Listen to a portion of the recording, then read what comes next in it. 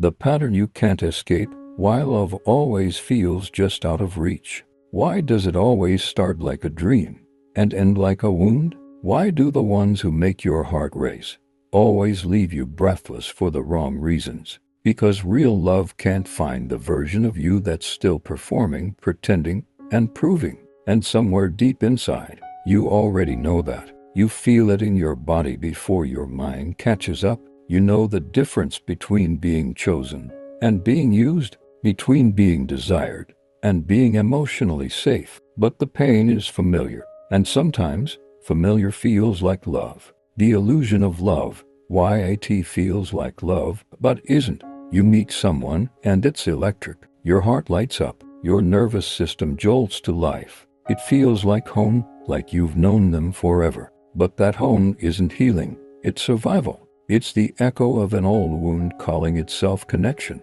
Carl Jung once said, "Until you make the unconscious conscious, it will direct your life, and you will call it fate." And that's exactly what's happening. You're not falling in love, you're falling into patterns, into projection, into reenactments of your earliest heartbreaks. You mistake chaos for passion. You confuse inconsistency for mystery. And you chase people who make you feel like you're back in the same emotional storm you grew up in. Your nervous system isn't drawn to peace. It's drawn to what it knows. Let's go deeper. You're not broken. Your body is doing what it learned to do. Seek the familiar, not the healthy. That person who makes you anxious when they don't text back. The one who gives just enough attention to keep you craving more. It's not love. It's your nervous system reactivating the same old survival code. If I work hard enough, maybe they'll stay. You were conditioned to believe that love had to be earned, that you needed to shrink to be safe, that you needed to overextend just to feel seen. But love, real love, doesn't demand exhaustion. It doesn't live in the adrenaline of uncertainty. It lives in safety, in presence, in wholeness. The role of the shadow, and why you keep attracting the same person. Jung's concept of the shadow is at the heart of this pattern. Your shadow holds all the parts of you you've disowned. Your unmet needs, your suppressed anger, your hunger for love, your fear of abandonment, your desire to feel worthy, even if you're not performing. And unless you integrate those parts, you'll keep attracting people who reflect them. Not because you're cursed, but because your psyche is trying to heal. What you do not bring to consciousness appears in your life as fate. Carl Jung, that's why it feels like the same relationship in different bodies. Because you're not just dating others, you're dancing with your own shadow. Why you're drawn to the unavailable. There's a reason you keep chasing people who can't give you what you need.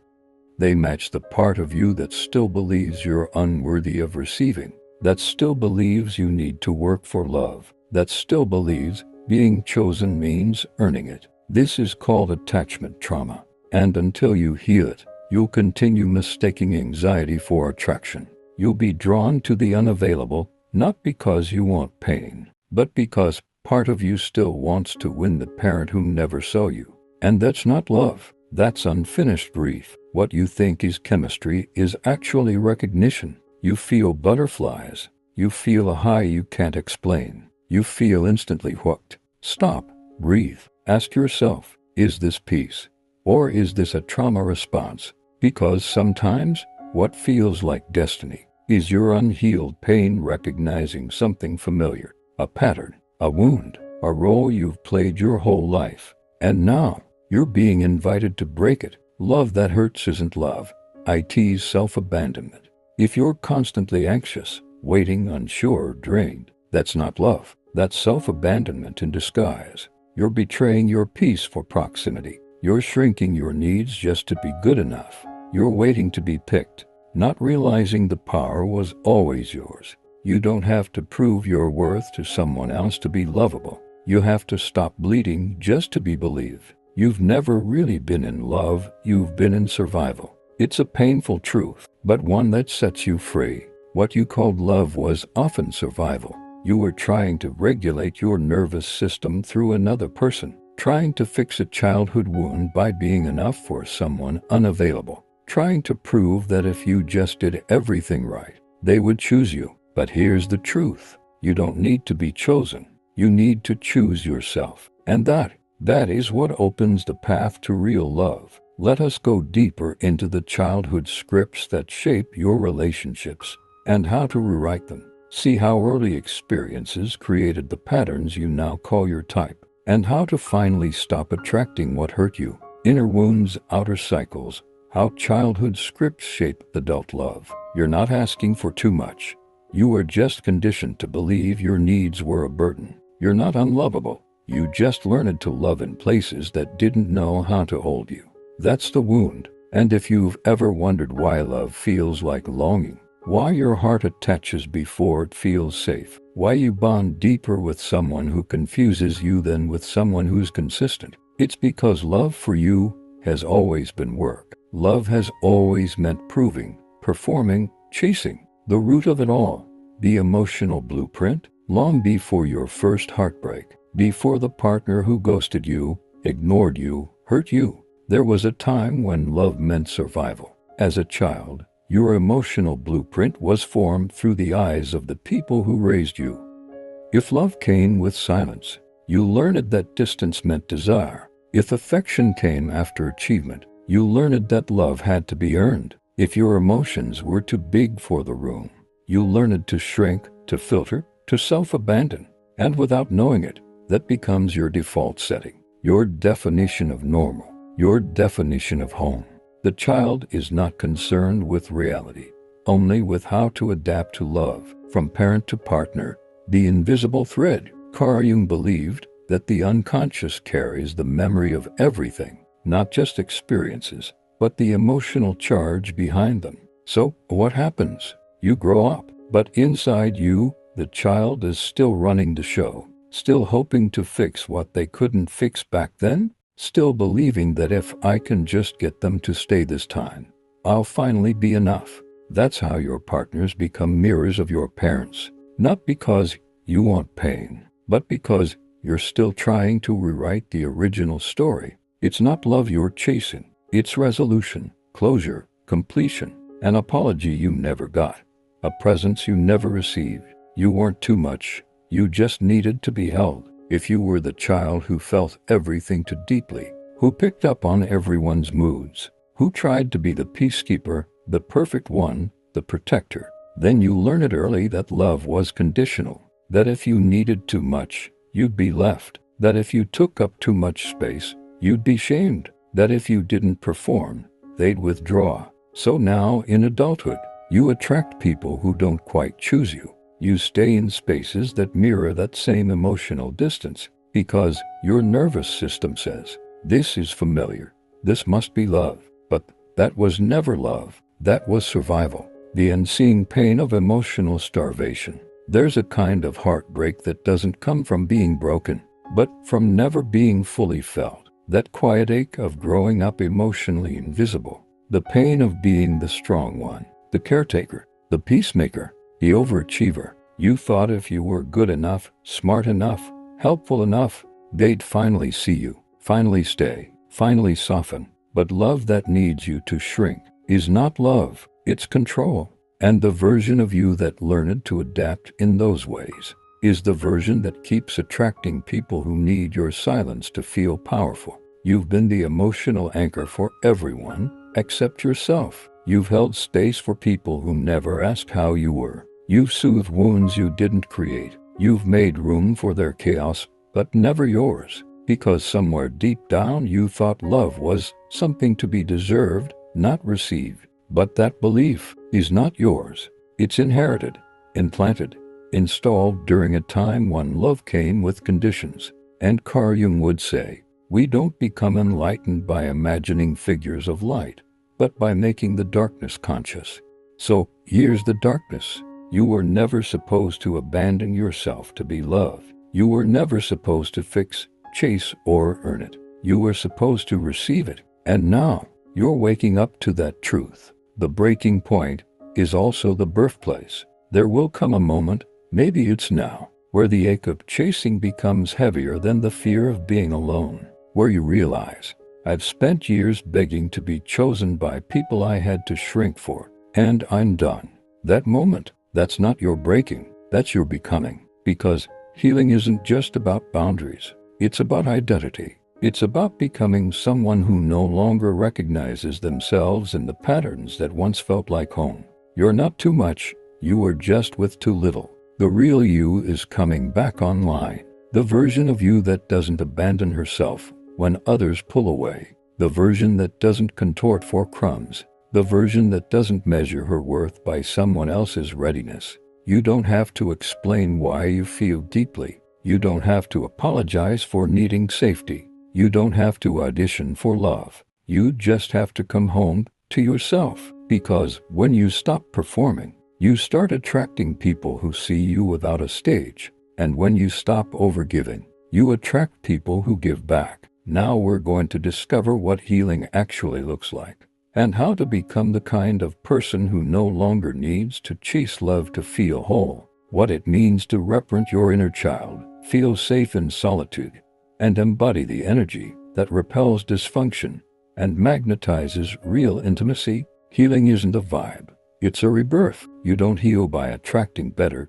you heal by becoming someone who no longer settles for less. Healing is when you finally stop romanticizing what hurt you and start protecting what's sacred inside you. You've carried so much, and you were never meant to carry it alone. So let's begin here. Healing is not becoming someone new. It's remembering who you were before the world told you to be someone else. Before you dimmed your light to stay loved. Before you edited yourself just to be accepted. Before you called pain home and silence peace. Carl Jung said, "I am not what happened to me. I am what I choose to become." And that's exactly what this part of your journey is about. What healing actually feels like. It's not what you think. It's not always crystals and affirmations. It's not just meditation and vision boards. It's not a perfect linear climb. Healing is messy. It's grief in the middle of a good day. It's crying in the shower when nothing seems wrong. It's setting boundaries and then second-guessing yourself for days. It's returning the text message with trembling hands.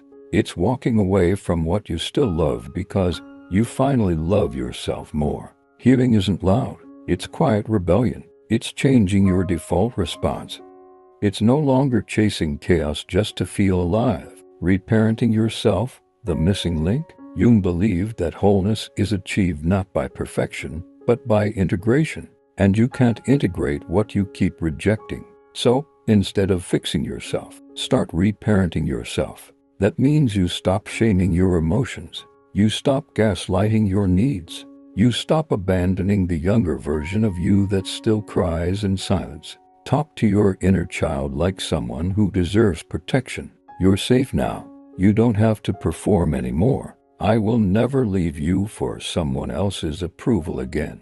Because every time you say yes to someone who mistreats you, you're abandoning her. And every time you choose yourself, you're teaching her what love really feels like. How to know you're actually healing. It's not just when you feel good. It's when you stop reacting to chaos with panic. You don't chase people who ghost. You feel bored with dysfunction instead of addicted to it. You crave peace more than performance. You stop arguing to be understood and start walking away to protect your peace. You begin choosing yourself without guilt.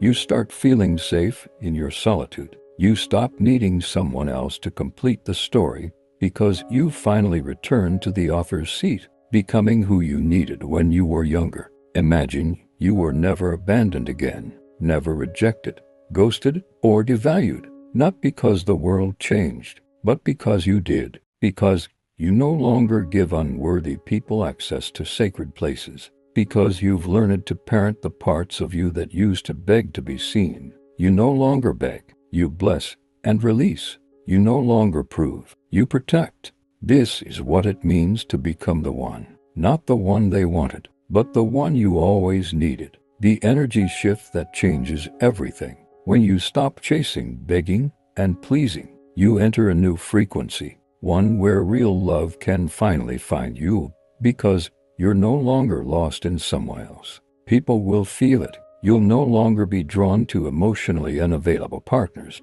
because your healed nervous system won't see them as harm. You'll repel chaos and confusion, and you'll be magnetized to clarity, consistency, and calm, because your inner child no longer believes love has to be painful. You don't chase anymore. You attract through truth. You don't settle anymore. You discern through self-worth. The Jungian archetype of the self, returning to wholeness. Carl Jung taught that we spend our lives trying to become whole, and the wholeness you seek doesn't come from others. It comes from the integration of every part of you. The child who longed for love, the teenager who rebelled to be seen, the adult who settled out of fear, the soul who remembers who you were before the pain. When you bring all that into consciousness, you stop chasing people to fill the gaps, because you realize there were no gaps, only wounds that needed my love, signs you're becoming who you're meant to be. You stop tolerating what you used to justify. You no longer explain your worth to those who don't see it. You value energy more than appearance. You choose peace over performance. You are okay with being misunderstood, as long as you're no longer betraying yourself. That's not loss. That's liberation. You didn't lose them. You found you. Lastly, let us explore what real love actually looks like once you've healed. Redefine soul connection, intimacy, and sacred standards. And most importantly, we'll talk about how to hold that love without fear, because you now know who you are. This is what real love feels like after you've healed. Real love doesn't come when you chase it.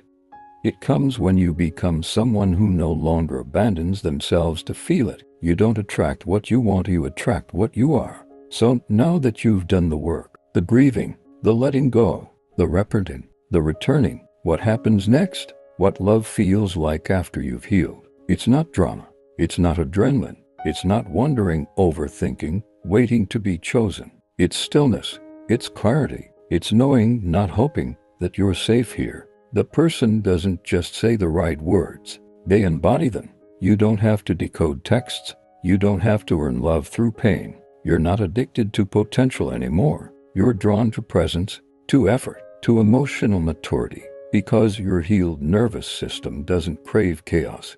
It craves calm, and real love is calm. Signs of a safe, secure love. After healing, these things become your baseline, not your exception. Consistent effort without confusion. Emotional availability, not just chemistry. Open, honest communication. You feel seen without having to scream. You're not punished for being vulnerable. You're celebrated, not just tolerated. There's a mutual sense of we choose each other every day. And most of all, you no longer feel like you have to shrink to be loved, because in their presence, your wholeness is not a threat. It's a gift, love that grows in light, not in wounds. Carl Jung warned that unhealed relationships are built in shadow. They're driven by projection, fantasy, and met childhood needs. But healed love, it's two whole people meeting, not two wounded children clinging. You don't see them as your everything. You see them as a mirror, a companion, a sacred partner on the path. They don't complete you. They complement your wholeness. They don't fix your wounds. They respect them. They don't trigger your abandonment. They show up even when it's hard. How to recognize a love that's real. It's not what you feel when you're intoxicated by their charm. It's what you feel when you're fully yourself, and they stay. Real love doesn't play games. Real love doesn't keep score. Real love doesn't make you question your worth. Real love doesn't just happen. It's created through mutual self-awareness. Because once you've done the inner work, you can spot someone who hasn't, and you no longer confuse their chaos with intensity. You crave peace, and peace becomes your non-negotiable. From pain to power, your new standard. There was a time when being chosen was your highest goal. Now, being cherished is the standard. Being emotionally held is the baseline. Being loved in your wholeness, not just your performance, is the expectation. You don't chase anymore. You allow. You don't settle anymore. You trust. You don't fear being alone. You honor the space that prepares you for what's sacred. And when the right person arrives, you recognize them not because they rescue you, but because you don't lose yourself trying to keep them. What you attract now is a reflection of who you've become. After healing, your energy changes. Your silence becomes powerful. Your standards become magnetic. Your boundaries become graceful. You repel those who can't meet you, and you draw in those who see you, not for what you offer, but for who you are. You no longer repeat patterns. You create a new legacy, where love is not pain, where connection is not confusion, where relationships feel like coming home, not running away. You made it, through the ache, through the void, through the fear of being too much, and the heartbreak of never being enough. And now you know, you were always enough. You were just giving your love to places that couldn't hold it, to people who hadn't met themselves yet, to patterns that mirrored your pain, not your truth. But not anymore, because now you've come home to you. If this message found your heart today, if it reflected your truth, your wounds, your rising, then share it with the version of you that still questions her worth, with the friend who keeps giving their love away for free, with the soul who's learning to choose peace over patterns. Drop a comment below. I am becoming the love I've always deserved. Don't forget to like, subscribe, and turn on the notification bell, because this journey is just beginning. Remember, healing isn't about fixing what's broken. It's about remembering that you were never broken to begin with. You were just preparing for a love that feels like home.